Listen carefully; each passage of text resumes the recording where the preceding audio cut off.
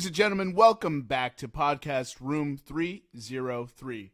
I'm your host, Jermaine Mendez. This is my co-host, Nicholas Moorhan. And as always, most of the time, we have with us EPE. Welcome in to episode 141. Today we'll be going over the MLB Wild Card Round.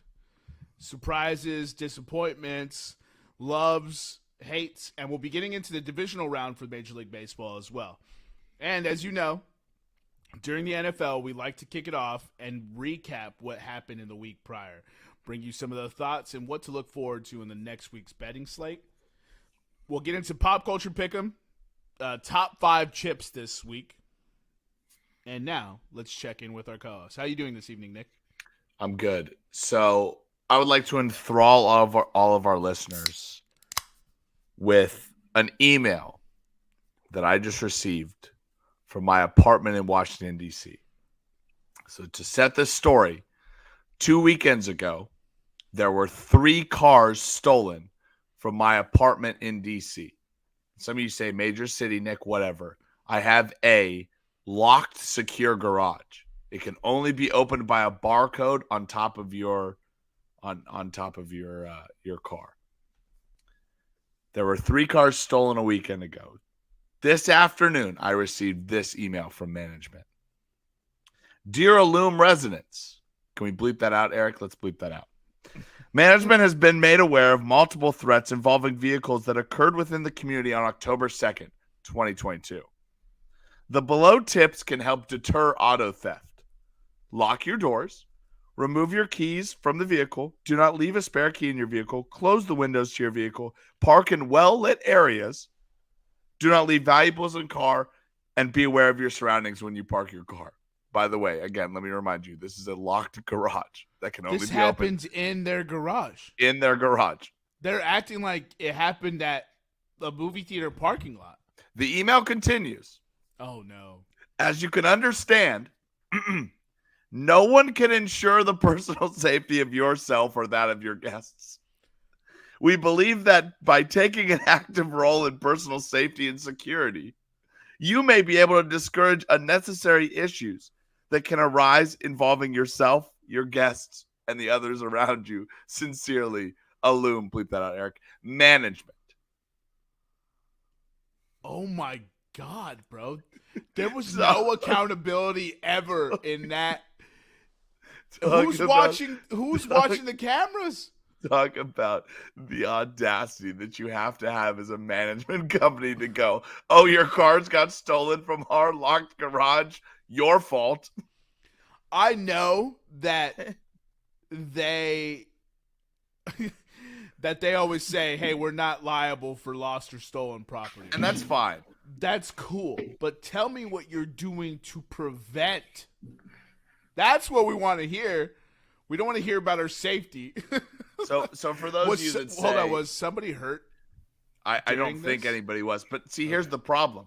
I don't know that anybody was because this happened 2 Sundays ago. And the only reason I heard about it is through the grapevine of Loom. This is the first... This is the first... October 2nd, 2022. This is the first email I'm getting from management regarding the situation. You know what would make this all better? If I were head of an apartment management company, if any issue happened, the night of the issue go, we're aware of the incident and we're working on a solution. That buys you a good month. For sure, bro. They never said what happened. Nothing. If anyone was hurt. They never disclosed the date. Nothing. This is I feel like that's a class action lawsuit. They never told you about a crime that happened on your property. This is the first time I am hearing that there was an incident that occurred on my property. Well, the property I live in. Dang, dude, that's crazy. Eric, you seem stunned right now. It just reminds me of San Francisco when we were up there, and I couldn't believe all the signs we were seeing. Yeah. It was shockingly clean for the amount of signs of like stolen and shenanigans. I was surprised by how clean it was. One of the signs says, "Don't tempt burglars. Lock your car and roll up your windows." What? And they had those like throughout San Francisco. Don't tempt burglars. That's your Illume runs street traffic in San Francisco as well. I guess so. Great Greystar management. Good for you running your street management in San Francisco. Don't tempt burglars with your car unlocked and your windows down. That would tempt me, a non-burglar. Ladies and gentlemen, we are now 6 minutes and 30 plus seconds into this podcast. And Illume has fucked up so bad. Nick has not kicked the podcast off with one of the biggest pieces of Room 303 news history. Nick, would you like to enlighten the listeners at home as to what I am speaking on? No, I'm going to let Eric do it.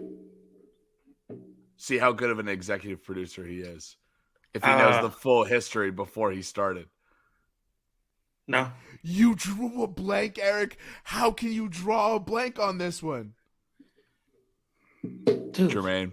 Oh, wow. That's a Hold bad on. look, Eric. Hold That's on. a What bad the look. fuck? What are you talking about? Oh, man. You even text him about it. You even text him when the news broke about it. What? Oh, my You did. goodness. All right, so since Eric can't do it, he can't pull the executive producer. We've done it. Room 303 is now 3-0. When we put a coach in the hot seat, he is gone that season. You do not mess with the we'll just call it international podcast at this point.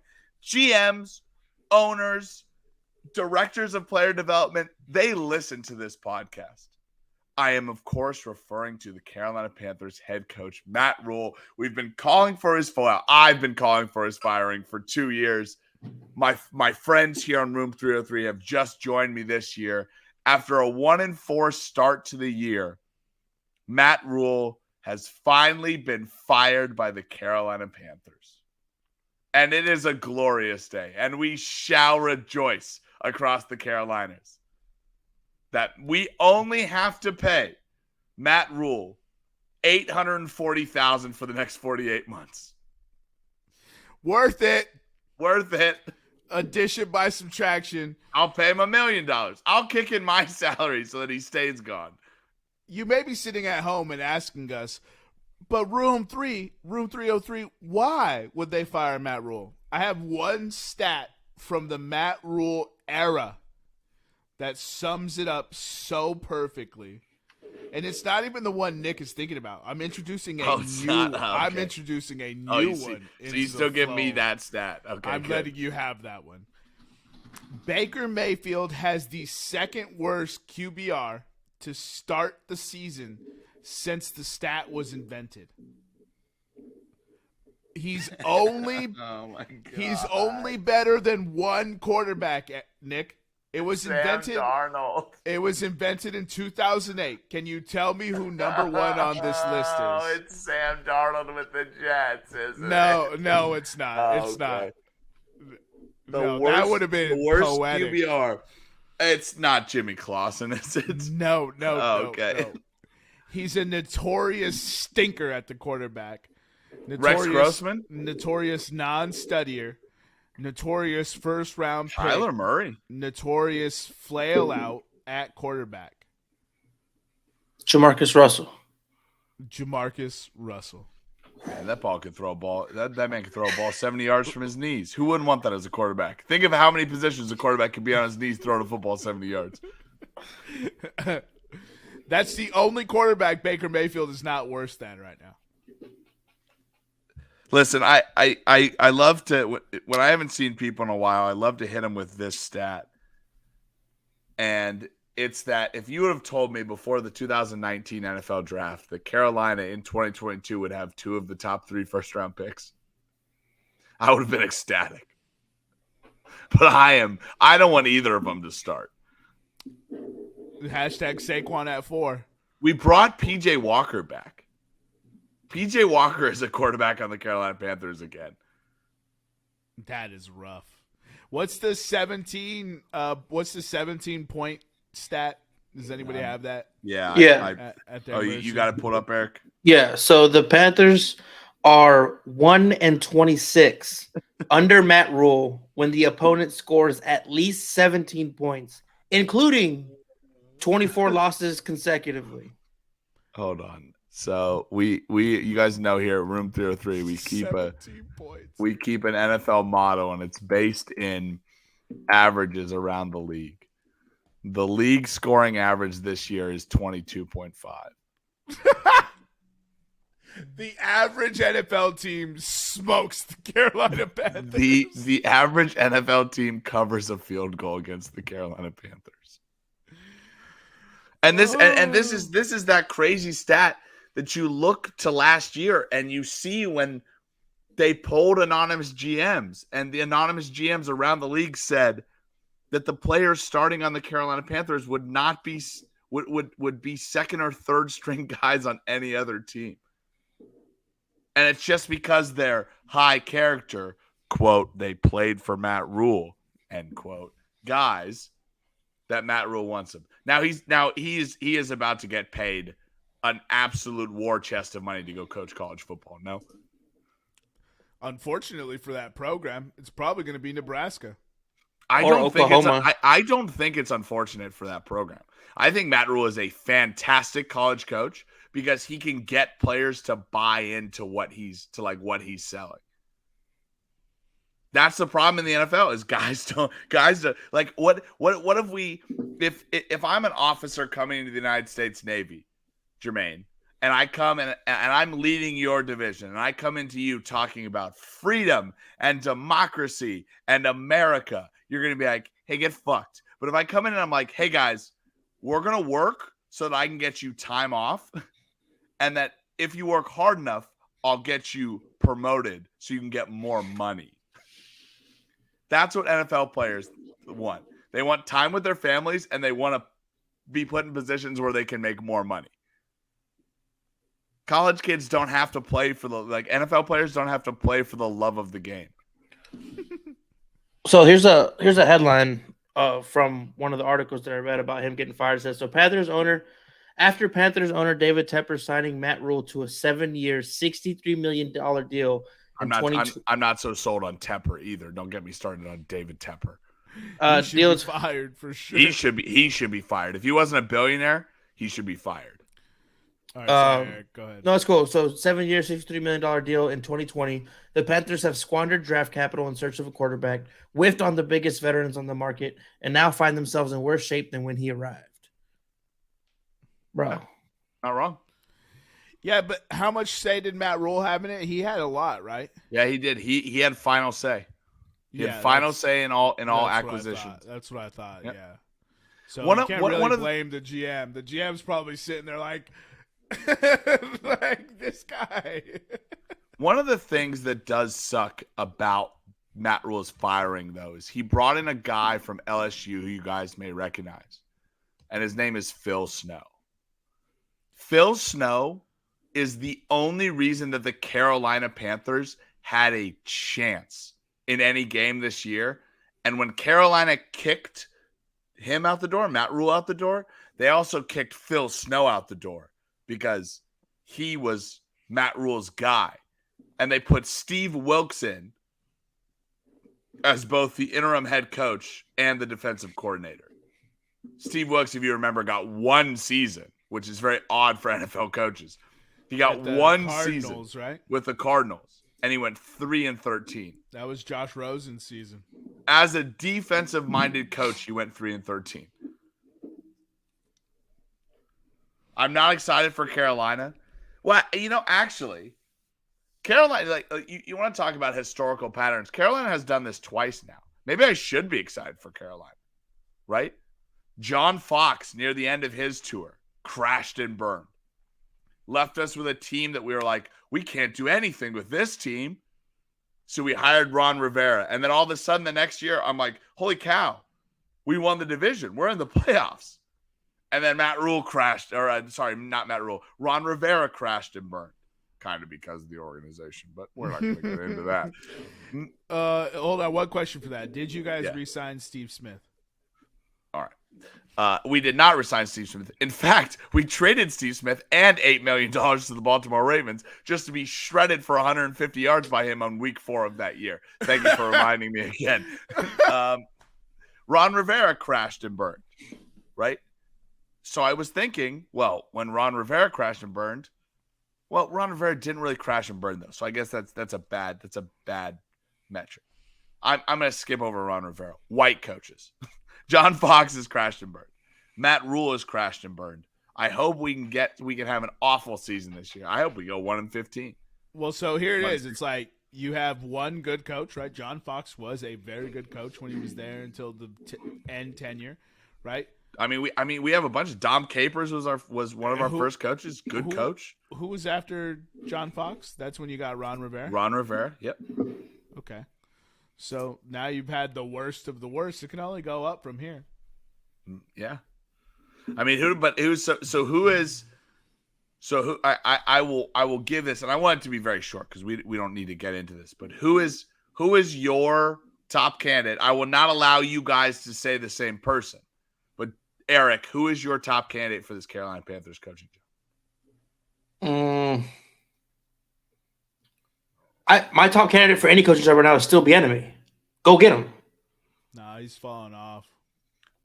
Once I saw Bieniemy arguing with Patrick Mahomes, because both these guys are smart guys, right? Both these guys understand media. They understand they understand what we like to call in the military the CNN effect, right? And if tensions are boiling over that much on national TV, behind the scenes, there is some bad stuff going on. Yeah. It takes a lot to get there on national television. And you know what? We like to hate on the NFL, but maybe NFL organizations have it right on Bieniemy. Maybe he's not the guy to lead a team. Although I would love to see Bieniemy get a shot, but for sure, we've both soured on him this season. Right. There's a lot of unflattering reports about Bieniemy as well. Like you can find it in just people are openly reporting about it. But Leslie Frazier up in Buffalo, because you guys essentially made Buffalo the powerhouse, right? Ooh. You guys go get from Buffalo and be like, hey, you're Carolina kind of – that's what Carolina represents up in Buffalo. They're both Carolina products. So you go get someone who's out of that organization. You've seen what Brian Daboll can do. And you bring him to the Carolina Panthers and that defense. You get him having Jeremy Chin running around. You get him with Burns on the edge. And Burns, yeah. I mean, your linebacker core has a dude who I just learned about this year. What? Oh man, Eric, can you look up Carolina linebackers? He has a fun name to say, but the dude was flying around the field against the Saints. That dude was everywhere. So Leslie Frazier with that would be fantastic, but they've got to fix that quarterback situation. You don't even have average play. That's how bad it is. Leslie Frazier, by the way, in his 4 seasons with the Minnesota Vikings, starting in 2010, ending in 2013, 21-32. That's a 39% winning percentage. So, you talking about Frankie Louvu? Yeah, Louvu, bro, Louvu. That kid's a fucking dynamite player on the field. So one of the things with Frankie Louvu is he's been that guy that would have never gotten an opportunity. You talk about like Commanders players and Jaguars players and guys, the teams that are so bad that like the man's going to get a second contract. It may not be from the Panthers, but he played his way into a second contract because they had nobody else. And he has not been a good linebacker. Really? His first year, he wasn't a good linebacker. His second year, he was a below average linebacker. Now this year, because I think he's played in the league 4 or 5 years now, because he's had 4 or 5 years of just playing. This is my thing. Anybody that makes it to the NFL can be a great player in 5 or 6 years if they're just given the opportunity to play for 5 or 6 years.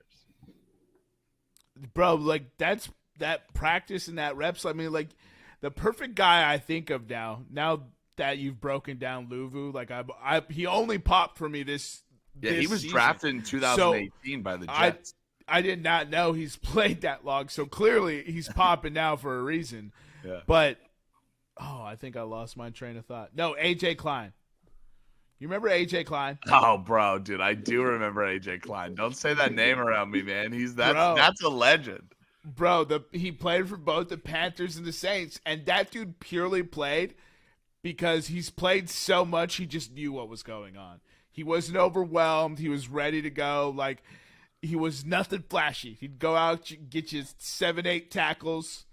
Every once in a while, he'd get maybe a pass breakup or a tackle for loss. But that dude was just solid as fuck. That's exactly who this kid reminds me of. He's your new AJ Klein. Oh, God, dude. Who was I'm trying to think of the Miami Dolphins linebacker, white Miami Dolphins linebacker, who was Kiko? just like, no, not Kiko Alonso. Before Kiko Alonso. Oh, Wake? I'm not going to know. He's a white guy. Zach Thomas? What? Zach Thomas? I think that's who I'm thinking of. Wow. Like Zach Thomas was that kind of guy. That was pull like up a photo, Eric. Let's and add it to the stream. Let's see who this Zach Thomas character is. was never good, or was like never great, but he was always like the dude you like. He was there on every play. He's like the old school dude. He just looks like such an old school linebacker. Like back when steroids were like kind of cool. Like Mike Allstott, linebacker. I'm bodying Zach Thomas as my man has 5 All Pros and he was added to the Hall of Fame All 2000s team. My bad, Zach Thomas. Yo, I have no clue who this guy Yo, is. pull up that 5th photo. Fifth top row, fifth photo. that's dude. That is an early 2000s linebacker for you right there. Holy cow. Pull up that padded picture on the top row. Oh man, dude. Yeah, that's I don't remember him at all. That's dude, that's a linebacker's linebacker. I love him already. I need to go watch some highlight film on this dude. Yo, I bet it'd be Eric. Eric, pull up a highlight video. Pull up Zach Thomas highlight video. I bet you Eric. Not Eric. I bet you this dude murdered. I bet you he'd murder Eric. Well, that too. He would murder everybody in this group. Nah, I could The take fuck? him. Nah, I'd juke him. Nah, I could take him. Bro. Yeah, I'd juke him. He only won 5 All Pros, dude. Like, yeah, but he's like 50 something now with CTE. I think I got him. right now. Yeah, right now. Blow it up big. Oh, diamonds. Nice plug, Eric. No free advertising. Well, what do you want me to do? I can't skip it for another second. Eric. We could have removed and re-added, bro. All right, dude. My bad. Oh, what happened now? Here we go. Hey, hold on before you. Dude, hey, shout out Dave Wanstead. Never heard of Dave Wanstead as the Miami Dolphins head coach. Bro. Hold on. While we're watching that, let's see what Dave Wanstead's career record is. Hold on, Eric. Pause it real quick and then shout out what place you're playing this video from, so we can make sure we YouTube? plug them. Yeah, no, the channel on YouTube. Damn, what is this channel called? It's right there. Where the young Mayo. YUNG Oh Mayo. God, Eric, why'd you say it, dude? The Eric, young Mayo, Eric. You sounded 54 years old. Dude, Dave, street cred went out the window. His street cred went out the window. Dude, I'm probably saying this. Awful, but my boy Davey Dubs, was a pretty good head coach. Well, yeah, that's why we remember him. 82 and 87 in the NFL. That's all right. That's like Eli Manning, and Eli Manning's going to the Hall of Fame. 42 and 31 in the NCAA. Yeah, we're having some issues here. I don't know if I'm able to play the video, fellas. What if you lower the quality of the video? We'll probably get demonetized anyway. We're already there. Already demonetized. We're kicking it with our dude David Duke. Remember Eric? Yeah, that's right. Yeah. Well, What are you talking about? Well, that was before we were on video. Eric can't even look at the right camera anyway, so it doesn't matter. Man, we're gonna do this. You know what? I'm done sharing my screen. You guys. It's guys not have- loading anyways. Oh, as soon as I stop sharing it, I just see a big white dude killing motherfuckers. It's because we're not sharing anymore. Right. Ooh, he just killed Eric Decker. Well, everybody Eric- killed Eric Decker. That's why he's not playing anymore. Yo, Eric Decker's limping around somewhere. That dude got lit up every time he caught the ball, bro. Fearless. Shout out Eric Decker and Zach Thomas. What a who's who? What a murderer's row of unknown white guys. When did Zach Thomas play? Like, what was the years? Was it 90s to 2000s? So he played 13 seasons.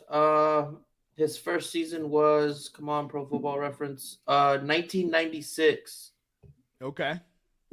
So And he played with Miami every year up until his last year. He played with the Cowgirls. Oh. He's a typical Cowgirls linebacker. He's what Leighton Vander Esch wants to be. Yeah, he played 16 games, started 14 games, and had 94 tackles that year, those are rookie numbers. Yeah, only 94 tackles. Anybody can get that. Yeah, I mean, you just got to jump in front of a running back like 4 times a game, and you can get that. It's like 5 tackles a game, though. Eric, do 4 tackles times 16 for me. No, I know I'm not accurate. Let's just keep it. All right, we're 27 minutes in, and we ain't even got to pop. Now he's concerned about time. We gotta start. We gotta get it going. Executive producer kicked in. There it is. I've been telling him to keep us on track. All right, so pop culture pick'em. We're doing top 5 chips. This should be relatively easy, as long as Nick isn't long-winded like always. Give us the order, Eric, and then whoever's first, kick it off. So this week it's gonna be Nick, Eric, Jermaine. My first chip is the blue chip, as in the recruit. I love a good blue chip recruit. Yo, I accepted,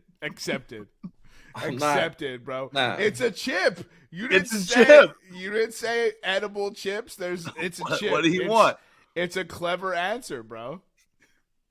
Eric, you're telling me you don't want a blue chip recruit? Everybody wants a blue chip recruit. First of all, yeah, the Saints need one at quarterback. I'll take a blue chip all day long, bro. Texas could use a couple of edible chips. Edible chips. I mean, you could eat them. There's a dude, documentary on Jeffrey. Netflix. All right, Jeffrey.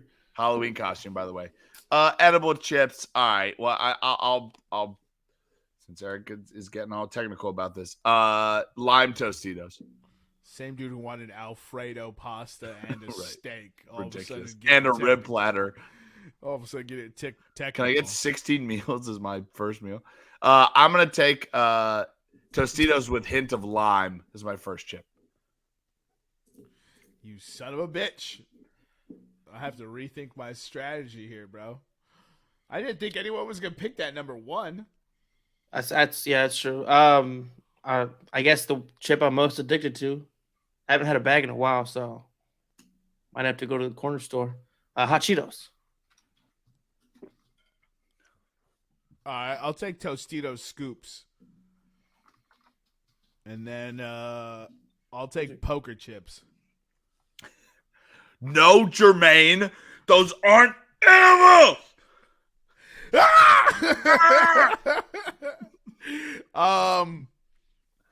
Oh, dude, just Ruffles, but you son of regular a bitch. Ruffles, bro. Yeah, those are good. I'm gonna go purple bag Takis. I had the Those Ruffles. are not chips. You mean they're not chips? Those they're are rolled not corn. chips. They're rolled Those are- corn those tortillas. Rolled corn. If you're taking Takis, Chips I'm come in taking different- poker chips. Chips Yeah, come in different chips. if you're and taking sizes. Takis, I get blue chips back as my number 1 pick. All right, fine. I'll put blue chips in. No, Hey. we're just messing with you. I man. know. Don't Keep give it it. pushing. Don't give it to us. I Nah, want let's- blue chips back. All right, blue chip Takis. I had Ruffles. What is it? Sour cream and cheddar for lunch today. Dude, those slap with like a turkey sandwich. Yeah. You know what? I'm just gonna go. I'm gonna kind of continue the same vein that Jermaine is. I'm gonna go just Lay's Original.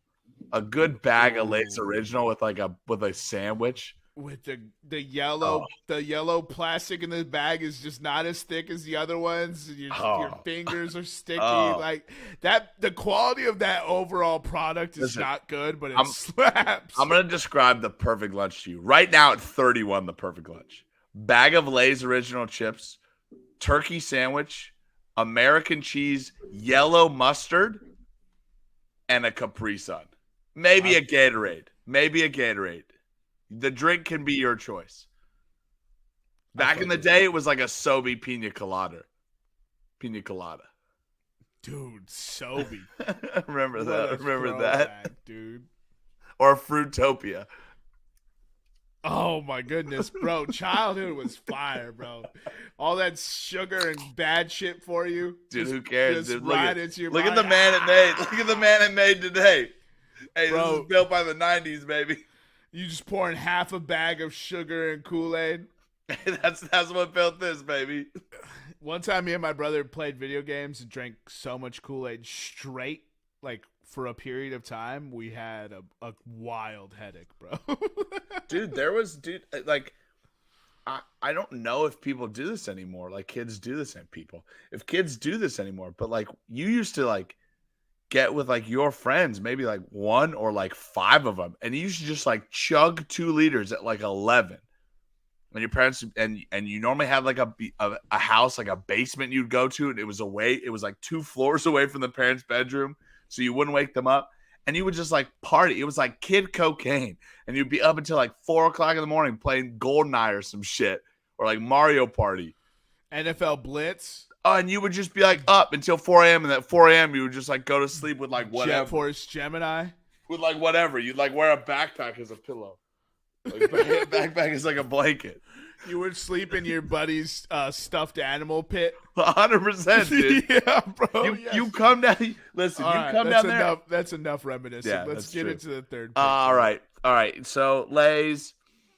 You know, since Eric picked Cheetos, it picked hot Cheetos. Can I pick Cheetos? Yeah, those are 2 distinguishably. I'm gonna take Cheetos. A bag of Cheetos slaps. It's the hot Cheetos is way better though. I disagree. All right, it's on site now, Nick. It's because he can't handle the burn. It's on. Yeah, that's right. He just passed the space demon today. It's like all your girlfriends, Eric. They just can't handle the burn. That's why Nick takes the pills after he gets chlamydia, bro. I just fight through that shit. Anyway, with my third pick, I'm gonna go with the Flamin' Hot Fritos. There's a certain theme that I think Eric's going for here. He's flaming hot, bro. Yep. All right, so I'd like to take chocolate chips. Ooh, my guy. They got to be edible. How many restrictions are you going to put on this thing? You gave me. You're punishing my creativity for hitting me with edible, and I hit you with chocolate chips. Are chocolate chips not one of your favorite kinds of chips? No. Oh, that's a lie. That's a lie because you're angry. That's a hot take, Eric. Why is it not one of your top chips? Because you're just egging me on. You know what I meant by the word chips, all right? They have to be deep fried, potato based, or something, or corn tortilla based, or something. Listen, I don't. This is just between me and you guys. I really thought you meant championships, Eric. I was all right, dude. I'm just gonna put chocolate chips. No. It's too late. Eric, quit being a baby. Santitas. That's funny as hell that you said that. Yo, the Santitas yellow bag, Eric. Just the salty Mexican corn chips. Restaurant style corn chips, yeah. Yeah, those ones are so good, bro. Those are the best chips for queso. Dude, those chips are like those chips that you eat like a thing of salsa, and then you run out of the salsa and you just throw the salsa tin to the side. You just keep eating the chips. Well, yeah. I agree, dude. Look, all of the ones I get is because I like eating dip with my chips. So that's why I have those, my 3 hitters, because Tostito Scoops is the most phenomenally brilliant idea and the history known to man. All right, so for my fourth chips, I'm gonna take the partner to fish and chips.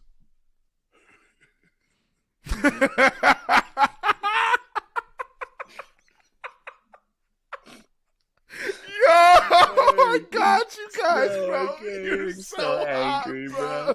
I'm about to put my resignation letter in, bro. I can't handle this. Denied.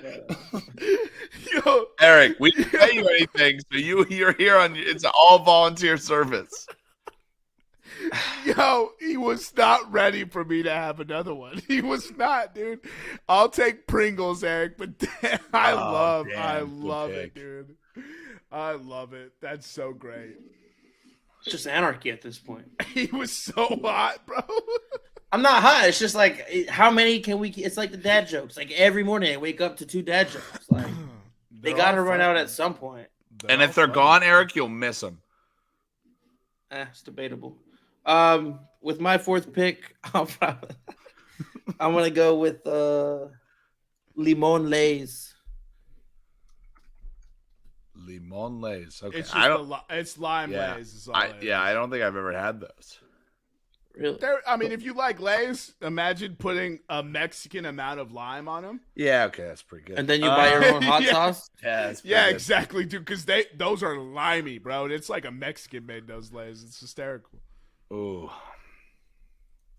All right. So I'm gonna take chip off the old block. Jesus Christ.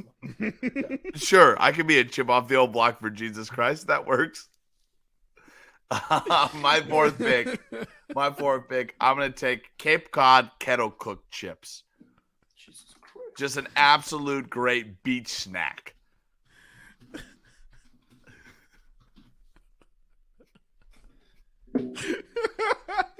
It's not that funny, fellas. It's not that funny. It kind of is, Eric. We're 38 minutes into this, and It kind of is. It kind of is because you're super grumpy that we keep naming chips that meet the rules of best chip. The best part is like, it's on video this time. We're live right now. That's the best part. You want to be a chip off the old block. You want to be like your old man. If they say, "Hey, man, you're just a chip off the old block," Eric's it's a good right. thing. We've been fucking around. We need to speed this up. All right, here's the new description. Top 5 chips in a bag that you buy at a store usually come corn-based or flour-based. It's kind of wordy. Or potato-based. That's the specific parameters for you motherfuckers now. Eric, how many potatoes does it take to kill an Irishman? I don't know, dude. None. None. Oh, God, dude. All right, dude. We're done annoying you, Eric. Jesus. No fun. Is it, Nick? It's your last pick. Oh, last pick. Man. You know what? I'm gonna go with a classic when I'm at the grocery store. Some Stacy's pita chips with an order of hummus. Oh, we'll allow PETA. I'm just kidding. I mean, I was waiting for the rules committee to speak up on that one. No wonder we've only had a 4-team playoff. But I seem to sneak it under the radar. You did. He gave up, dude. He wasn't fighting that fight no more. Right. With my last pick, man, I'm running out of stuff that I eat here. Oh, the Lay's Limon Chile ones, the red bag. Okay, so we got 3 different types of Lays. It's Eric just naming hot or lime chips. Yeah. That's all I eat. I was waiting for him to say Lay's Flamin' Hot Potato Chips. Like barbecue chips suck, sour cream chips suck, cheddar cheese sucks. It's all about the spice, dude. Anyway, Jermaine, your last pick. Yeah, I'll go ahead and take wood chips. All right. Bro. Surprise, motherfuckers. I'm not going to stop. Oh, my God. Eric, I'll take Edge of the Green rough chips, please, for my honorable mention. I'll take a good close to the pin chip, please. Yo, I'll take Doritos, the salsa verde, the one that comes with the green bag. Oh, that's a good. Oh man, that's a good There's one a for new honorable one. mention. There's a new. You know they make one. them round now. The Dorito salsa verde come round now instead of triangle. Oh no, I'm out. I had them when I was in Phoenix. I don't want that anymore. Give me any other chip, bro. Like what? No chance. Doritos are triangles. That's their whole gimmick. Their logo is 100%, literally yeah. a triangle. Wow. Okay. I guess that's what I'm sticking with. Like I'm screwed now. I didn't know they made them that way. I would never buy them ever. Wood chips. All right, I'm gonna give us the list, and then we're gonna keep it pushing. So you give Nick, your pick yet? Oh yeah, you chose the flaming lemon. we don't need honorable mentions. Nick went first. He had lime Tostitos, Lay's Originals, cheesy Cheetos, Cape Cod kettle cooked chips, and Stacy's pita chips with a side of hummus. I went second. I had hot Cheetos, purple bag Takis, flaming hot Fritos, limon Lays, and limon chili Lays. Jermaine had Tostitos scoops, Ruffles, Santitas yellow bag, Pringles, and the Doritos salsa verde. That's our top 5 chips. End of discussion. We're moving into the next thing. So for this week, we're gonna do a wild card review. I don't know shit about baseball, so I'm gonna toss it over to Nick.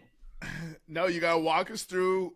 Yeah, no. Played, What do you mean? Yeah, you can still read score lines. Yeah, what happened here, EP?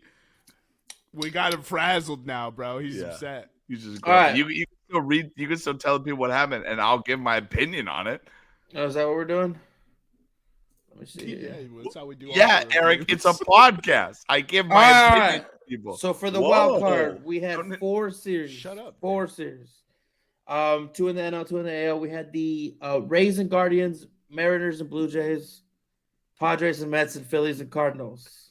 We're gonna start with the Rays and Guardians. The Guardians swept that series 2-0. What are you guys' takes?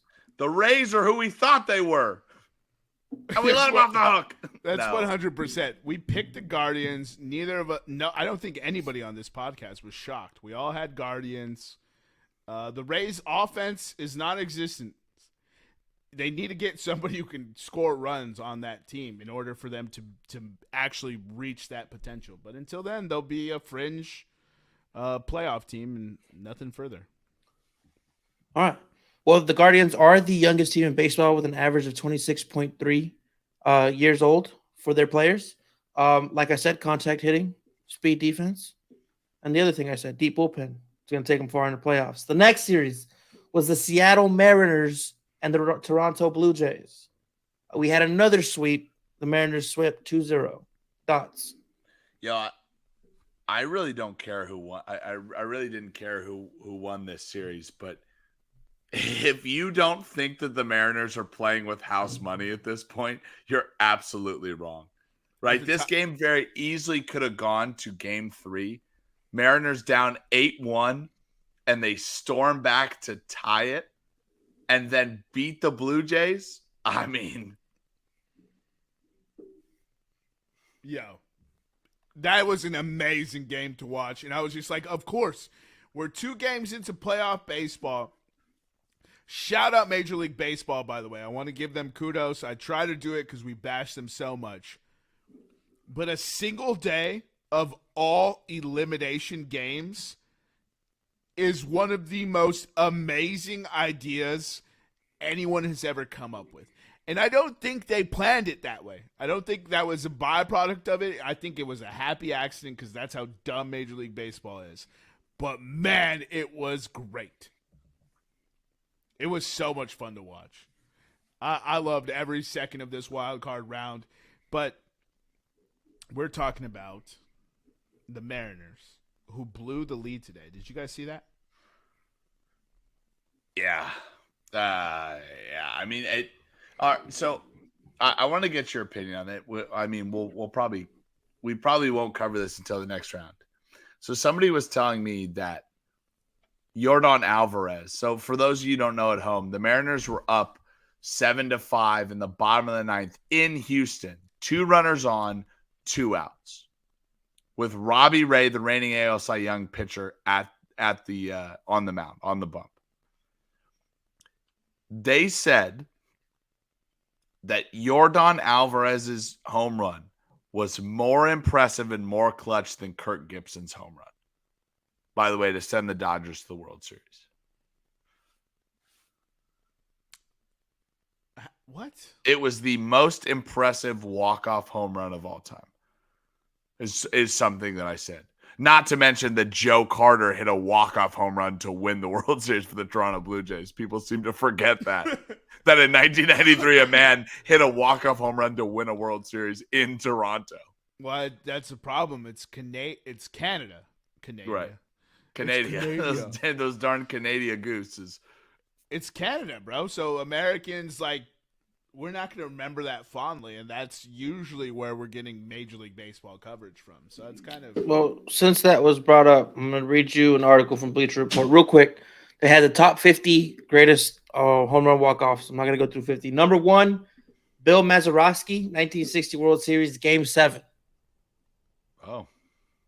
Number 2, Joe Carter, 1993 World Series, Game 6. Hey, professional podcast. He only got one-upped by a Game 7 walk-off. Right. Oh, okay.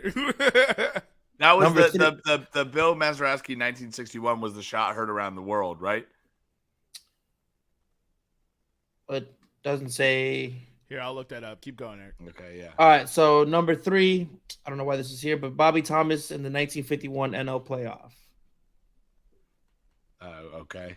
I don't know about that. Who did Bobby Thomas play for? Who were they playing? What were the stakes? Does it say anything like that? He played for the Giants. They won 37 of their final 44 games. It was that, you know how they used to do the one game playoff to get in? It was that game. And they were back 13 and a half games when the run started, and that home run got them into the playoffs. They won hold on. Say the wins out of games. 37 out of 44. Oh, holy crap. That's a red hot baseball team, bro. That's impressive. Okay, I'll buy it. Number 3, let's go. Hey, good for you, Bill Thomas. Before we push forward, the shot heard around the world is the game-winning home run hit by New York Giants outfielder Robbie Thompson in 1951. So that's what you were talking about, Eric. Oh, cool. Oh, that was the shot heard around the world. Wait, hold on. It doesn't say that in this article. The shot heard around the world was Bill Mazeroski. Mazeroski. I Googled shot heard around the world baseball, went to Wikipedia, and they're talking about Bobby Thompson. Oh, it does say that the home run would come to be known as a shot heard around the world, and Russ Hodges' call of the game and his repeating of the Giants win the pennant. And that was for the one that's that what you it is. named, Okay. or for Bobby Thompson? No, that was for Bobby Thompson. That was for Bobby Thompson. Okay. Oh, we've heard that call. Number 4 was Kirk Gibson in the '88 World Series for the Dodgers to win it, right? Yep. Number 5. How is it better then? The baseball opponents are starting to be like, oh, it was a better win probability swing than Kirk Gibson's. I don't care. Kirk Gibson on a hobbled leg hit a home run to win a World Series. It's not better. Very true. Number 5, Carlton Fisk for the '75 Red Sox. Oh, the wave. When he waved it fair. Oh, these are all iconic. I love this list. Number 6, Kirby Puckett, '91 World Series, Game 6 for the Twins. Minnesota Twins, yeah. Down 3-2. Was that a walk-off? That was a walk-off? Yeah. Or tied it? It was a walk-off. Not to win the series. Hold on. I believe he walked off Game 6 and then won it on like a walk-off single in Game 7, right? Kirby Puckett, I think, hit 2 walk-offs in that World Series.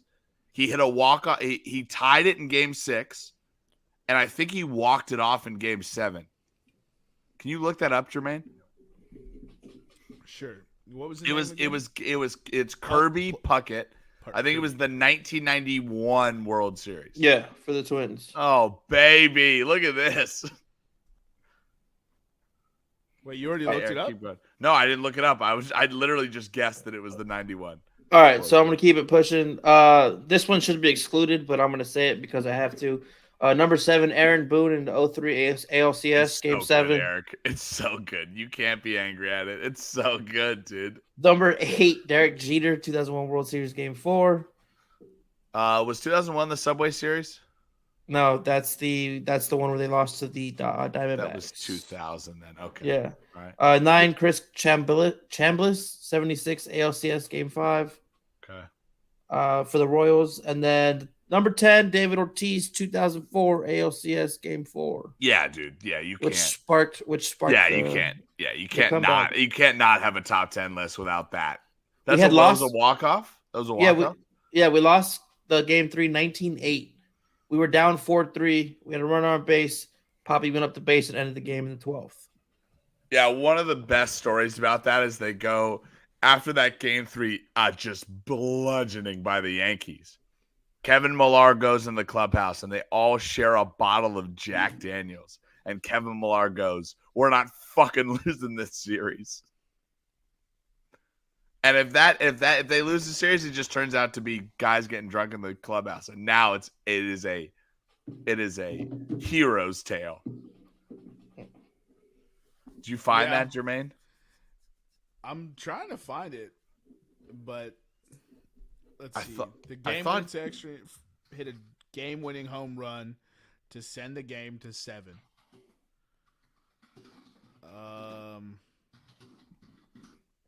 I thought he then hit a walk-off in Game 7. I'm not seeing that. After Game 6, the home run ball was caught with a gold-colored set. What does that matter? No, there's only been 2 walk-offs in a Game 7. Bill Mazeroski for Pittsburgh in 60, and at Forbes Field to beat the Yankees, and then Joe Carter 33 years later for the Philadelphia Phillies. Walk-off home runs. Yeah. Yeah. Because Luis Gonzalez hit a walk-off to beat the Yankees with the Astros. So here's the thing. The Twins went on to win Game 7 1-0. So I don't really have any. It was a 91 World Series, right? Yeah. All right, we can move on. Yeah, we can move on. So Eric brought up that list. We were discussing the Yordan Alvarez from the divisional series. Let's keep it pushing into the NL wild cards, and then we'll get into the divisional rounds. So we had for the first NL game or series, we had the Phillies Cardinals. Phillies ended up winning that series 2-0. Thoughts? Oh, they won the series 2-0. I was like, they won the game? The whole thing 2-0? I really think that like this whole first weekend was what we said last week.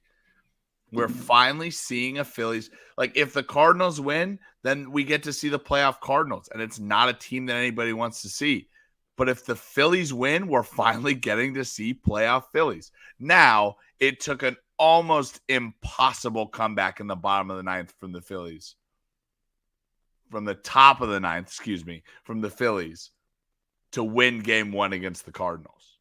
But they did, and then they won again to sweep the series. And we're finally getting to see this vaunted Phillies team in playoff action. So we'll see how they do. So are they the dark horse now? With the Mets out, are they the dark horse now? In the NL? Yeah. 100%, yeah. All right. So then we had one more series. This is the only one that wasn't a sweep. We had the San Diego Padres beating the Mets 2-1, or winning the series 2-1. I told you guys last week, this is the battle of who wants to win it least. Who's gonna blow it more? And what a more Met way to blow it than just to get absolutely trounced by the Padres in a Game 3. In a Game 3 of a wild card. Yo, Eric texted us Game 1, saying Game 1, I think it was like the first or second inning that his brother, what'd your brother text you? Mets are metting. Bro. Mets are metting. Listen, this game Game goes. 1. This game, you take the old. Like, here's my argument to Mets fans. You take the old format, you guys lose in 1 game. You take the new format, you guys lose in 3 games. You take the best of 5 format, you lose in 5 games. You take the best of 7 format, you lose in. There is no alternate reality. We can all agree on this in this podcast. There is no alternate dimension. There is no alternate reality in which the Mets do not lose this series. Oh my god, the fucking Mets, dude. There was no ball bounces this way, but it could have bounced this way. There was a play in this Padres game where the ball bounced off the bag. The first baseman had to jump up and catch it, and in the air throw it to the pitcher, and they still got the Mets guy out running down first base. Like there was nothing that happened in this series that wasn't ordained to happen. The Mets shall lose.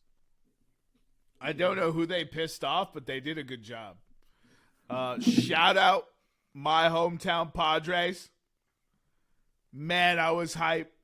And the way they won is exactly how I called it. The Padres are hot, bro.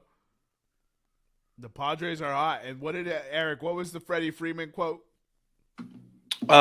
Freddie Freeman of the Los Angeles Dodgers said, the difference between the Padres and the Dodgers is the Padres are hot now, and we've been hot for 7 months. I mean, it's true. I mean, it's what a line, though. I mean, you don't want to give like teams additional bulletin board material, but the Dodgers are the best team in this postseason. It's not even close. Bro, the Dodgers are like 21-5 against the Padres this year. So yes, but Freddie have you accounted Freeman for said Manny fucking Machado? But look, dude, the Padres are gonna have to do something. Like they're gonna have to do something the Red Sox did to break their curse to beat this Dodgers team. It's gonna take something that historic because the Dodgers own them already. The Dodgers quietly won 112 games. Quietly. Because we were all talking about Pujols and Judge that we forgot about winning baseball games. So I was like sitting over here like it's incredible. The Astros have the most wins. Even I was caught off guard by that. Yeah. All right, so that's gonna lead us into the divisional series. For the AL, we have the Seattle Mariners and the Houston Astros, and the Guardians of Cleveland at the Yankees. We've actually already had the Astros and Mariners play one game, and the Yankees and Guardians are currently in the middle of their first game. So no NL today, correct? NL is tomorrow. All four of them they've all played today. They've all played today. Okay. Yeah, the Padres and Dodgers is on currently. Me. That was my fault. Dude, why are they overlapping? I don't like baseball's playoff schedule is kind of frustrating. Anyways, so we're talking about who the first matchup was. Who? The first matchup this morning or not this morning, but at 1 p.m. was the Seattle Mariners in Houston at the Astros. Ugh, I don't want to relive this. You hate to see it end here, but it's going to be the Astros. Yeah. So here's the thing. Like, maybe I could have been swayed if the Mariners held on to their 8-whatever lead. But they blew an 8-something lead against a team that was cold because they haven't played live baseball in, I think the time off in between was 5 days. They didn't even get it done. They gave it up at the end. So how can I expect them to win? It's Stroh's in probably 3. Yeah, I would say this tonight might have been the thing that broke the Mariners' backs. Yeah, now the Stros aren't scared of them, right? Because if they came out and jumped all over them, the Stros would be like, all right, we got to at least respect our opponents. Now they're like, bro, they had us down, and we hit the walk-off. Like, hey, let's keep it pushing. We're on to the CS. All right, man, that's sad. What's the next match? What's the non-gambling saying? Great teams win bad games. Yeah, that's true. Eric, do you have the odds for Stros to win in 3? I think I set him up. I don't think he had the odds up. No, I have baseball odds up. I just don't have exact game ones. Let me see if I can pull that up. Oh, okay. Well, we can move on. So, talk about where am I? Astros got to be negative 1,000 to win this series. Negative 1,000. So, couple of division series happening now. Eric named the first one, Astros and Mariners. Phillies and Braves right now happening in the NLDS. Jermaine, what do you think about Phillies Braves? Before you answer, the Phillies won 7-6 today. The Phillies won today? 7-6. Atlanta scored 3 runs in the ninth, but Philly held them off. Yeah, okay. I'm not shocked. Did you not just hear what I said about a baseball team who was off for 5 days? They had to get their rhythm back. Congratulations, Phillies. You held them off. The Atlanta Braves are about to get in that ass, though. Philly wins this series. Nah. I'm going Braves. I obviously picked them to win the World Series, so I'm obviously not off the bandwagon because a rested team lost in a baseball game. Give me the team who played baseball more recent in all those matchups always. So, DraftKings is kind of being weird right now. They don't have the only series that they have up right now is the Phillies Braves. So the series winner, the Phillies are minus 165 favorites. The Braves are plus 135 dogs. If you pick a Phillies sweep, it's plus 320. If you pick Phillies 3-1, it's plus 280. Phillies 3-2 plus 500, and then any Braves win is above plus 500. And then series total games over 3.5 minus 390, under 3.5 plus 320, under 4.5 minus 165, and over 4.5 plus 135. Bro, the fact that you can get Braves plus money after just one game is kind of crazy. Yeah, kind of crazy. I think the Phillies are going to win this series, but I would I might actually go put money on the Braves right now. Yeah. So Atlanta 3-1 is plus 500, and Atlanta 3-2 is plus 270. If you want to try and get the exact number of games. I mean, you put money enough to cover both bets. As long as they end up winning, you're hitting big on that because those are both plus money. Yeah. That's what I recommend to all Braves believers. But if you're like Nick, who's off the Braves aren't good after one game, then ride the Phils. Phils, I think you said Phils 3-1 was plus money still? Yes. Let me get back to that page. Sorry. Braves correct score 3-1, or you said Phils 3-1 is plus 280. Bro, that's a fantastic bet. Plus 280, Phils 3-1. 3-2 is plus 500. Yeah, but that's least likely is what they're saying. So Nick, if you're gonna bet Braves to win the series outright, double hedge your own bet, put it on 3-1 Phils, 3-2 Phils, and the only thing you root against is a sweep. What's a Philly sweep, Eric? Plus 320. Yeah, I mean I'm putting up Philly sweep anyway. I'm just joking. Okay, so there's a little bit of disagreement. Eric, settle this disagreement on the podcast. I have the Phillies. Jermaine has the Braves. I'm still gonna go with the Braves, just because of they went deep last year. They have the experience. This is the first time I've seen these bums in the playoffs, and they're massively underperform all the time. So I'm gonna go with the Braves, but seeing the Phillies wouldn't be cool. So second NLDS matchup, Padres and Dodgers. Right now, Dodgers are up 2-0 mid-third. Bro, look, Eric, tell me Dodgers sweep is negative money. Tell me. Remember, I told you I can't get live odds on those because the game's in action. Dodgers, Eric, there's you're no the way. Executive producer. Dodgers got to be better. I'm gonna send a salacious email to DraftKings. Or be the executive producer, get the odds from yesterday. Come on, Eric. Travel back in time and get the odds. Do unrealistic things. I'll work on it. Stand on your butt. Do unrealistic things. Look, dude, if Dodgers sweep is plus money, that's what you should bet. You can't bet it anymore, but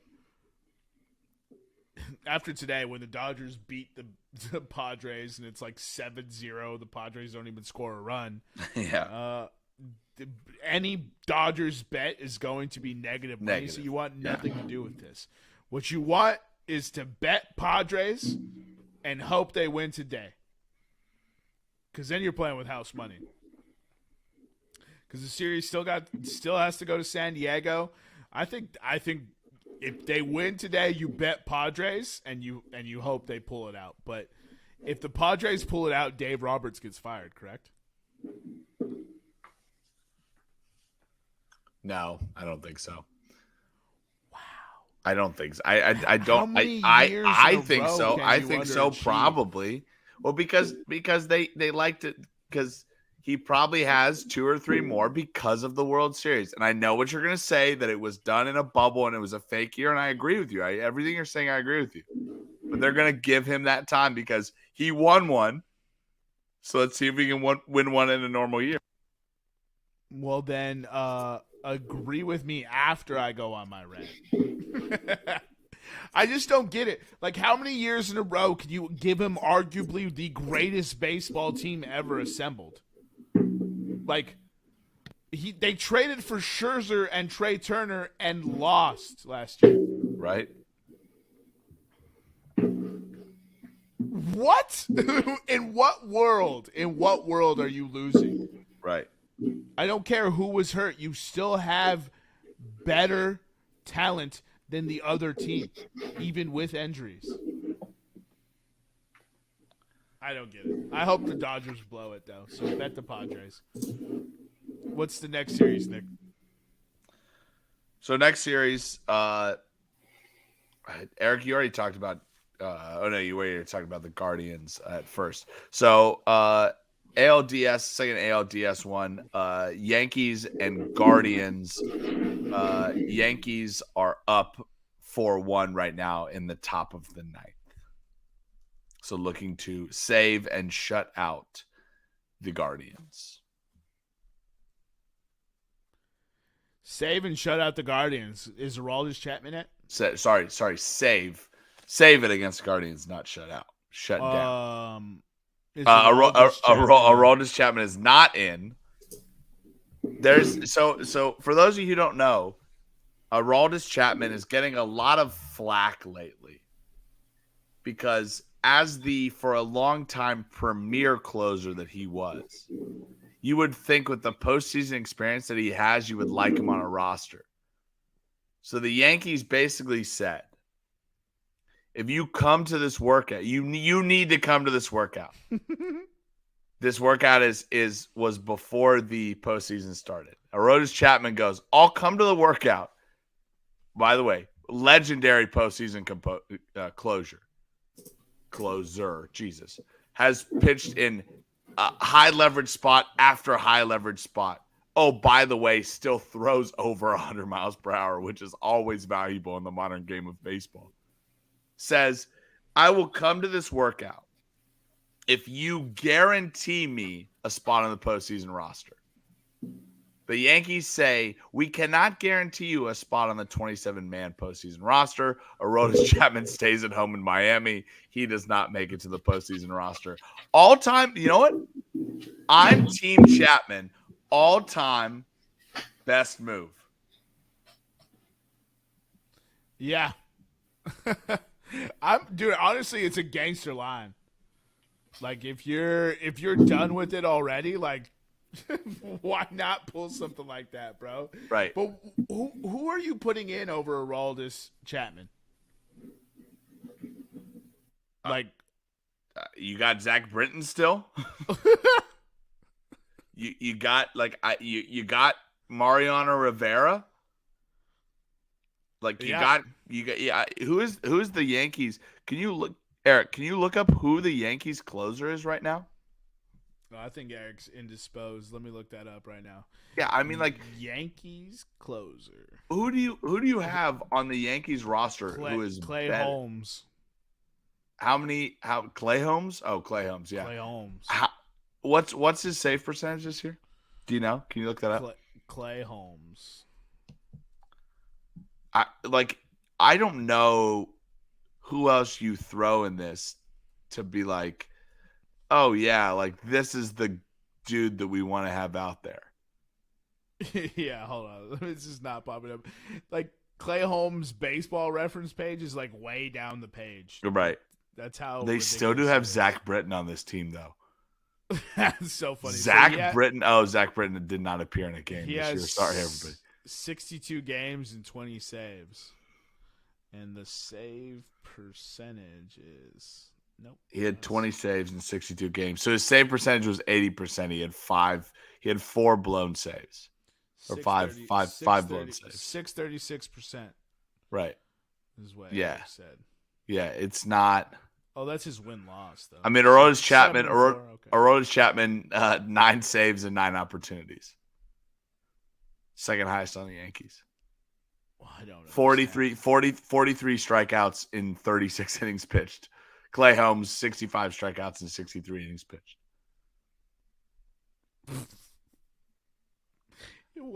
That's a little more than 1 per inning? Yeah. I mean, he's Clay Holmes, I guess, is the guy you want. 20 saves and 20 HLD. What's HLD as a stat? Holds. It basically means you're a setup man. So if you're in the 8th inning and a game is within a save situation and you hold it to a save situation, you are then granted a hold. Oh, so it's just another stat they just correct. Invented? But it has to be 8th inning or later, and you cannot save the game. So you have to be taken out after the 8th inning, put in the 9th inning, and then another pitcher saves the game for you. Basically, you are holding the save scenario for the closer. Yeah. We got it, bro. The alcohol tripped you out, but you said everything perfect. Right. All right, so that was for the Yankees, and the Yankees haven't gone final yet, right? They're trying to save currently. It has not gone final yet. What inning is it in? Just lying. It just went final. 4-1 Yankees win. 4-1 Yankees. Yeah. This is a sweep as well. You know, as much as Eric wants to hype up his boys, I don't know if good defense, good speed. What does he always say? Stick and play. Right. Couple of hit and runs. Yeah. They got a good bullpen. Okay. So are we done with Division Series? Why do I feel like we missed one? No, that's it. Stros, Mariners, Braves, Phils, Padres, Dodgers, Yankees, Guardians. Yep. Got them all. It's so sad. Playoff baseball is so short. They give us 162 games to slog through, and then they're like, here's the best part. Bye. Right, bye. It's over in 15 days. How do you feel about the might be the latest parade ever? Yawn, who cares, right? Yeah. You imagine a parade through snow? Some of these northern, I would love to see a parade in snow. That would be wild. It's not my shtick, I guess. You don't really seem like a parade kind of guy. All right, let's cover NFL Week 5. What, you want to start with anything in particular for NFL Week 5? I mean, I thought we'd have an executive producer to guide us through this, but I guess it's just you and me back as always. He's trying to figure out those crazy barking spiders in his room, just causing a ruckus. Right. Well, Week 5 started out with Broncos country. Let's start to ride, I guess, and let Russ cook and all this, and they still lost in the most. Why does the NFL keep putting the most embarrassing games on primetime? And then, like, they haven't learned a lesson. Would you like to guess what Week 6 Thursday Night Football is? I would love to, because I know the answer. It's Washington versus Chicago. It's ridiculous, right? Yeah. Couple more Week 5 takes. London games keep paying off for our viewers who hopefully bet. right? Hopefully you took Giants money line. Hopefully you took Giants plus 9.5, right? Weird things happen in London. It's London. That's all it is. Everyone's going to overreact to this. Now, if we ever get Packers to dog in the next 2 weeks, what do? Bet it. You bet Packers dog. I believe the Packers are a huge fave. Yeah, Packers 7-point favorite at home against the Jets. Such gigantic spreads this year. Yeah, because I think everybody thinks they're coming back. Sticking to Week 5 though, the Bills-Steelers matchup is what we thought it would be. Remember, I said, "Isn't 14 points a lot?" No, it was not enough. It was not a lot, and add a little more. The Bears seem to pick the right opponents to play down to the Bears level. And yet they still managed to lose. The Bears, that loss was indicative of what I've been saying about the Bears this whole time. And all they've done with this hot early start, because they're 3-2 or they're 2-3 now? The Bears? Yeah. I believe 2-3. 2-3. All they've done is 2-3. Yep. Put themselves in a worse position for the number 1 overall pick. If you're going to sacrifice correctly, Chicago. What are you doing? Houston smartly got their first win in Week 5.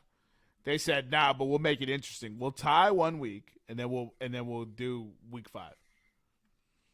What's the next matchup?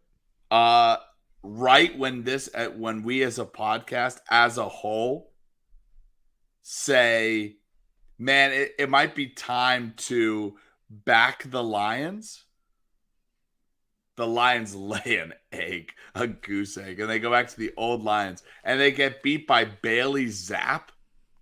Bro, he completed 90% of his throws. Bailey Zapp, by the way, 100 rating on the day, 17 for 21, 188 yards, 1 touchdown, 1 interception. He doesn't have that interception. That's an extremely efficient day, especially when your running back runs for 161 yards. Yep.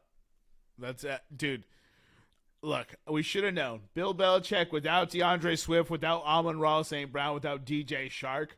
I mean, you were already an underdog with those players. We should have known to not trust Detroit. And happily for me, in the Voltron, I moved towards my other money line dog who hit. Geno Smith. Eat your heart out. Legend. Jermaine, remind me what a perfect quarterback rating in a game is. Oh, man. I believe it's 153. Yeah, I was going to say 153. Geno Smith, 16 for 25. 158.3 from Eric. Geno Smith, 16 for 25, 268 yards, 3 touchdowns, no interceptions. 139.7 QBR, or 139.7 QB rating.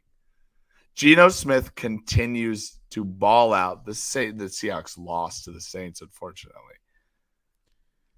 64% completion percentage. Oh, wait, hold on. That's not. Sorry. 74.8 QBR. 9 touchdowns, 2 interceptions, 1,305 yards. Those all rank top 12 in quarterbacks. Geno Smith.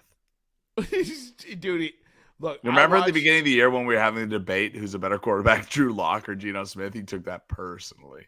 Bro, he should have, because we said Drew Lock might have been a better quarterback than Geno Smith. Dude, he's goated. Geno Smith will forever be Ryan Fitzpatrick level of goated. This singular run we're witnessing right now, because we're expected to get a whole season, is going to put him in that Ryan Fitzpatrick territory. He can't cover up for that bad defense, but I'll tell you what he can do. He can dime you out with DK Metcalf and Tyler Lockett all over the field and do it very, very easily. It's crazy what's happening. Good for him. I hope he gets Seattle to a 500 record. I think that'd be hysterical. Of note from Eric, who has gone mute on the podcast. Is this a endorsement of Geno Smith? Or is this an indictment of Russell Wilson? As in, is Russell Wilson just a system quarterback? or is Geno Smith balling out this year because he's finally got his chance to be a starter, a mature starter? I don't know, but that's a hell of a question. And the fact that you have to sit there and think about it is why it's a hell of a question. Now, here, I can't answer this, but the future will tell us. If in the future Eric's take is correct, which is looking real good right now, if he could bet money on this, I would recommend it. If Russ ends up being a system QB, like Pete Carroll had schemed all his weaknesses out, and that makes, first of all, that lifts Pete Carroll up here. Maybe running the ball was what Russell needed. Or does that mean Russell Wilson is the greatest system quarterback of all time? I think that's what it means. If Russell Wilson is a system quarterback, it's no knock to him because he's the greatest system quarterback of all time. Bro. Because he never had a losing season. He's about to get one with this Broncos team, but he didn't. Oh, I'm sorry. I don't think he had one last year, so he didn't have a losing season until last year. A couple of other big games. Jets did what they needed to do against a third-string quarterback. Won big. I believe that was your money line dog of the, or that was that Eric's money line dog? That was Eric's, yeah. Eric's money line dog. Good pick, Eric. Buccaneers only beat the Falcons by 6. Are we confident the Buccaneers run away with the NFC South at this point in the season? Buccaneers at home beat the Falcons only by 6. Look, bro, it's a lock. No other team will be within 3 games. Okay. Texans got their first win against the Jaguars because I bet the Jaguars. The 49ers beat the F out of the Carolina Panthers. We already discussed Matt Rule getting fired. Dak Prescott is available to come back week 6. Cooper Rush is 4-1. I'm not doing it against the Eagles. I'm not. Dak Prescott gets to play them later on in the season. I'm not bringing the man who just got hurt back against the Eagles. Especially with that defensive front. It don't make sense. Let Cooper Rush get destroyed. And if he doesn't, then you'll get another dub. And then bring Dak Prescott back after that. But although if Cooper Rush beats the Eagles, they might have a quarterback controversy. That's a controversy. Speaking of the Eagles improved to 5-0 by the absolute abysmal clock management by the Cardinals. I feel like every NFL coach should be required to play Madden in the offseason. At least do a season of Madden in the offseason. So they're the opposite of Kyler Murray's contract. We have to schedule game time into their offseason schedule, bro.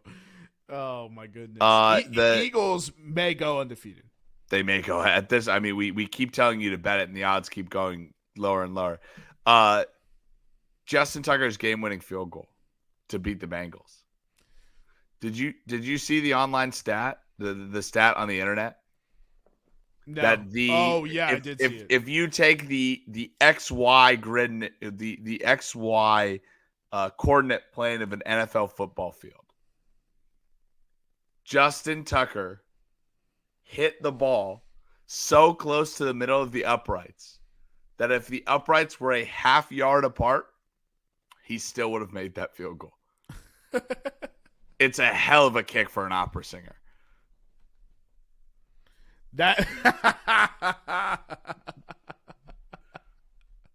Bro, well done. And then the Monday Night Football game, Chiefs Raiders. What a back and forth. You as a Raiders fan hate to see the Raiders at 1-4 right now because you should be a 3-2 football team or a 4-1 football team.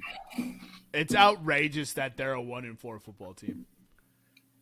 The Raiders have not lost a game, Eric and Jermaine, by more than 5 points. They're the best 1-4 team in football.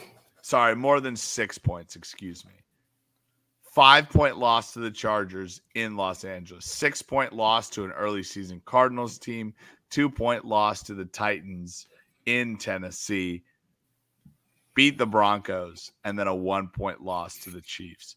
If you're the Raiders team, you're in that locker room going, we got this, because they have Texans, Saints, Jags, Colts, Broncos, Seahawks, Chargers at home, Rams, Patriots, Steelers, 49ers, and Chiefs.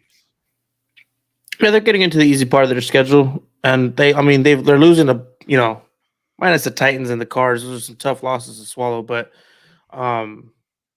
man, their coach. Why go for 2? Tie the game up. Give your team a fighting chance. At least try to go to overtime. See what you can do. I don't understand. People have tried to explain to me. I don't understand why McDaniels went for 2 on that last touchdown. Just tie the game up. Take the points.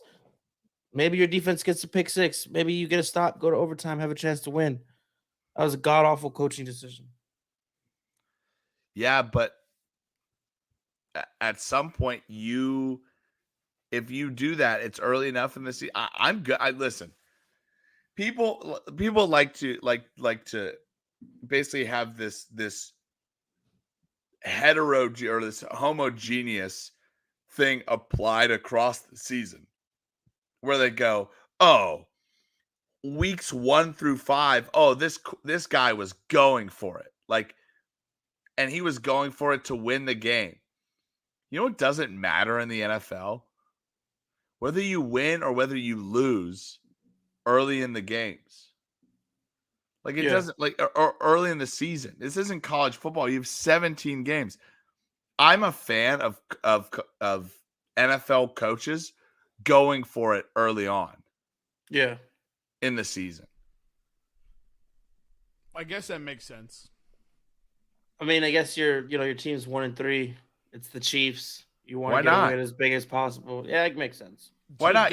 Why not? You're going Monday Night Football. You're going into Kansas City. We like to think that it's a coach on an island being like, I think I'm going to go for it. There is so much talk that he has with his quarterback, with his players. He knows his players. He's around those players 18 hours, well, probably not 18 hours, but 12, 15 hours of the day. He knows what they're thinking. He knows what they want to do. He knows how competitive and how good they are at football. He's not just making this craziness up in his head of just like, hey, I'm going to go for it now because I think that's the best decision. He's getting buy-in from the players. Yeah, I'm pretty sure. I mean, not pretty sure.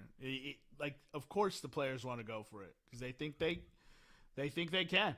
Right. So, honestly, look, if they win, it's just a different conversation every time. So you're talking about him like Riverboat Ron Rivera, right? Exactly, bro. There's a multiverse where the Ravens right now, the Raiders right now, are a 5-0 football team.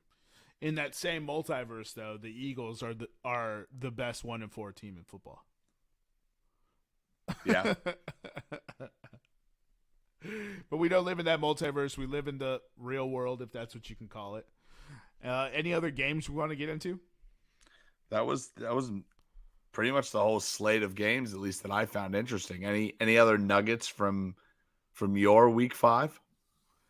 What is it? Taysom Hill's the first quarterback to have 3 rushing touchdowns and 1 passing touchdown since. Well, he's not a quarterback. He's a tight end that can throw. Oh, here we go. Perennial hater. Oh, yeah. Dude, actually, there was a lot of headlines coming out of this week. Ron Rivera throwing Carson Wentz under the bus. I've heard that quote. I don't think it's him throwing Carson Wentz under the bus. I really don't. I think it's Ron Rivera basically saying, I need a quarterback that I can build an offense around.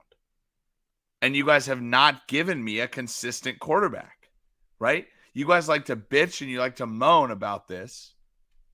But I don't like what he was saying was that, believe me, because you're making this face at me like, oh, I don't know. I listened to Ron Rivera press conferences for a while, and if you clip some of his press conferences, you're like, oh, he thinks that this person is the worst person ever. But I honestly think what he was saying was, I need a person, like, obviously he was flaming management. And he was like, I need a guy that I can build around. And you need to stop replacing him every year. If you say that's Taylor Heineke, that's Taylor Heineke. Great.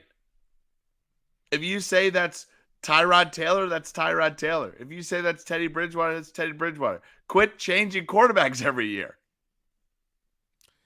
Oh, get over yourself, Ron. If that's how I'm supposed to understand it, get over yourself. How many teams in football right now don't have a quarterback? Exactly. Yeah, a lot of them. Right? A lot of them. We just sat here and praised Pete Carroll for what he's done with Geno Smith. Okay, so then is Ron Rivera not good enough?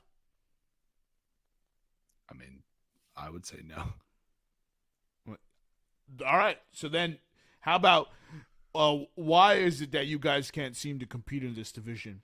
They brought up Cooper Rush. Has Cooper Rush lost a game he started? Yes. Dallas is 4-1. Oh, no, he hasn't. You're right. Yeah, no, he has not. Cooper Rush has not lost a start. Yeah. Bro.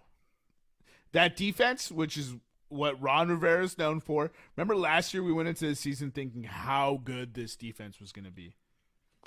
Underperformed, right? Oh, okay, they had a few injuries. Chase Young tore his ACL. They'll be back. This year, it was supposed to be Washington's defense. They are not good at defense. They are not. Carson, I don't think I've seen two plays in a row where Carson Wentz isn't immediately running away from the pass rush. Yeah.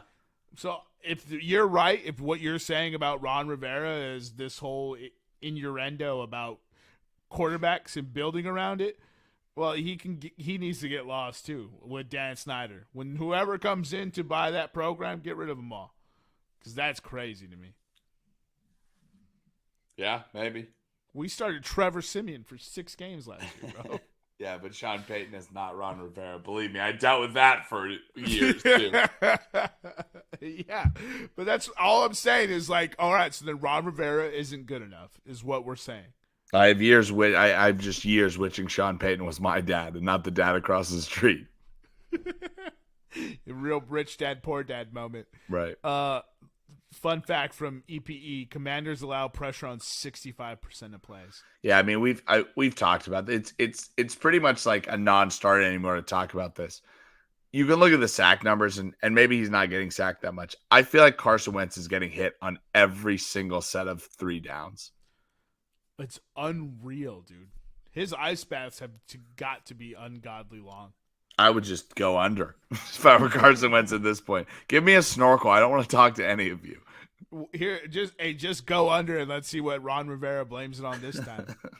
Well, so, the owners could just get me a little more oxygen underwater. That'd be great.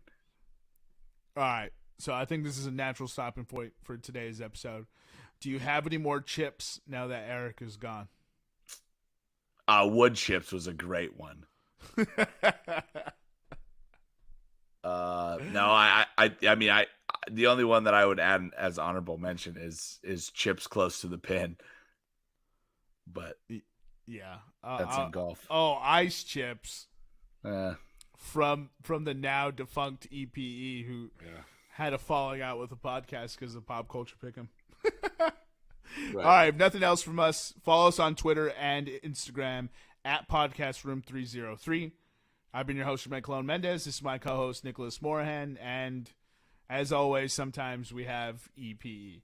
We'll catch you next time when you come on down and step into the room.